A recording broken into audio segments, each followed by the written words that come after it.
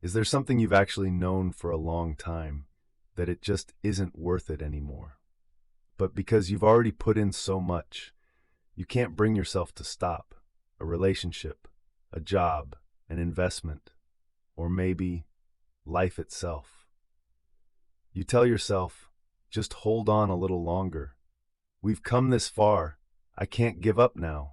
I've given so much. How can I just walk away? But have you noticed sometimes that just a little longer, you've been saying it for 3 years? 3,000 years ago, the Greeks outside the walls of Troy said the same thing. For 10 years. The Trojan War started in the beginning because of Helen. The wife of the Spartan king had been taken by Paris. His brother Agamemnon said, "We go to war." The Greek heroes crossed the sea to fight. And in that moment, the war had a strong reason behind it. Then, a year passed. 2 years. 5 years. How many men had died? How many ships had burned? How many families had lost a father, a son, a husband? By the 9th year, somewhere inside the Greek army, men were homesick. Homer, in the Iliad, wrote a scene. Agamemnon, wanting to test the morale of his troops, pretended to announce, with the feel of a grand proclamation, "Everyone go home, this war, we cannot win it." And every single soldier turned and ran toward the ships. In that moment, when the whole army turned, you could feel it. These men had been holding on by a thread for a long time. And yet, they didn't go home, because Odysseus stopped them. The war had to go on. Why couldn't they stop? The psychologist Daniel Kahneman studied a phenomenon called loss aversion.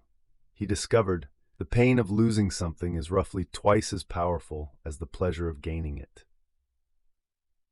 Which means losing $1,000 causes twice the pain that winning $1,000 brings in joy.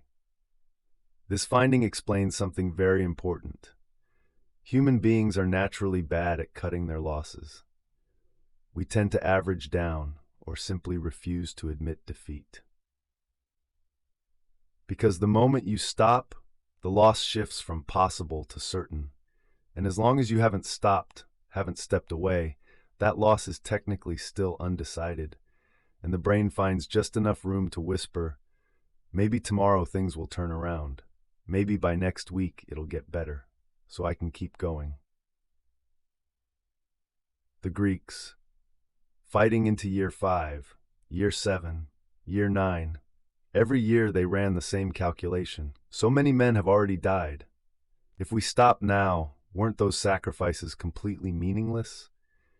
But if we keep fighting, maybe, just maybe, those losses will eventually mean something. But these men weren't chasing victory. They were running from the moment they would have to confirm their losses. Loss aversion explains why we can't stop. But there's another layer to this. The psychologist Carol Tavris studied a concept called self-justification. It means, once a person makes a decision, they automatically begin to defend it, like a government establishing its own legitimacy. Not because the decision was right, but because admitting I was wrong costs too much. Admitting you were wrong isn't just a loss, it opens a deeper wound. If I was wrong back then, what were these years even for? Were all those sacrifices pointless? Does that mean I've been foolish? It's very hard for people to accept that they wasted years of their life with a quiet resignation. But maybe that's just how it is. Perhaps you have to reach the underworld like Achilles before you're willing to admit it. So your brain automatically finds a reason to keep going, because keeping going sounds reasonable, feels reasonable. Tavris said, self-justification works like a pyramid. At first you made a small decision, standing at the very top of the pyramid.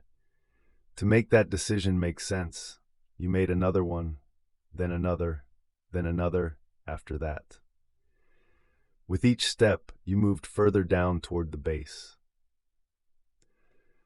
Until one day, you're standing at the bottom of the pyramid, looking back. You've gone so far, so deep, that you can't even remember what that first small decision looked like. You only know one thing. Going back is impossible. By year 10 of the Trojan War, maybe someone knew. This war hadn't been about Helen in years, Helen who had aged 9 more years. But acknowledging that, what would it mean? It would mean the soldiers who died in those 9 years died for nothing. It would mean that original decision was unjustifiable from the very start. That is too heavy for anyone to want to carry. So every single one of them closed their eyes and kept fighting. This trap doesn't only exist in war. Do you know someone who stayed in a relationship that should have ended long ago? You ask, "Are you okay?" They say, "I'm fine, just a little tired." You ask, "Do you still love them?" They pause, then say, "We've been together for 7 years." They didn't answer your question. They only told you, "I have already given 7 years." Do you know someone stuck in a job they should have left long ago? But every time they say, "I've been here so long, it would be a shame to leave now." Leaving or staying, neither is wrong in itself. But when "I've already been here this long" becomes the only reason you stay. There's a saying in investing, don't fall in love with something just because you bought it. The same is true in relationships, in careers, in life.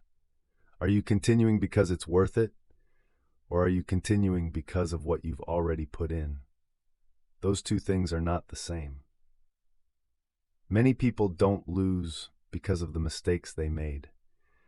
They lose because they knew they were wrong and still couldn't stop. Do you remember how the Trojan War finally ended? Not by breaking through the walls head on, but by the Trojan horse. One trick, one night, 10 years of war over. In that moment, imagine the Greek soldiers who had fought for 10 years, watching Troy burn. What were they thinking? Was it relief? Was it victory?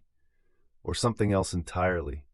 A kind of blankness they couldn't quite put into words? Because winning wasn't only about finally winning after 10 years.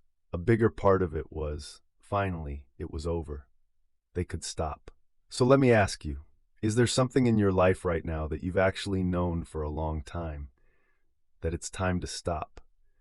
Not because you're weak, not because you didn't try hard enough, but because, for a very long time now, somewhere deep inside, there has been a voice quietly saying, enough. Woo Talks World, see you next time.